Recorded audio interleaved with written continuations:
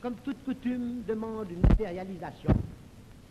Celle-ci a pris la forme de bouquets plantés au moment où se pose la dernière pierre au sommet du bâtiment, et l'emblème des fleurs synthétise bien une fête, et avec elle le champagne qui, lui, est obligatoirement de toutes les fêtes. Pour nous conformer aux traditions, dans quelques instants, nous leverons nos verres, Monsieur le secrétaire général, Mesdames, Messieurs. Je vous propose de le faire vers un idéal qui pourrait se résumer dans les quelques mots que j'aimerais voir sur le fronton de notre enfant.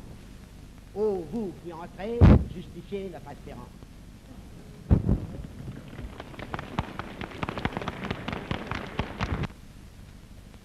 La Société des Nations n'est pas l'expression miraculeuse d'un monde transformé. Sa profonde raison d'être se trouve dans l'évolution des relations internationales elles-mêmes, à l'entreprise du Palais des Nations. Consortium de 5 entreprises de nationalités différentes qui, sur des chantiers ultramodernes, ont affirmé un ordre et une technique impeccables à tous leurs collaborateurs, maîtres et ouvriers.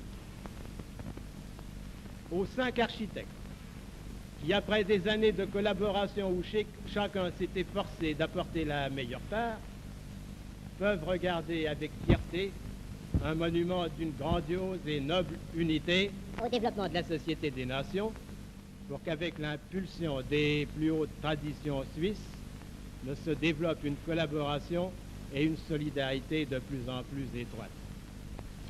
Je salue donc avec respect la présence de Monsieur le Président du Conseil d'État et de ses collègues.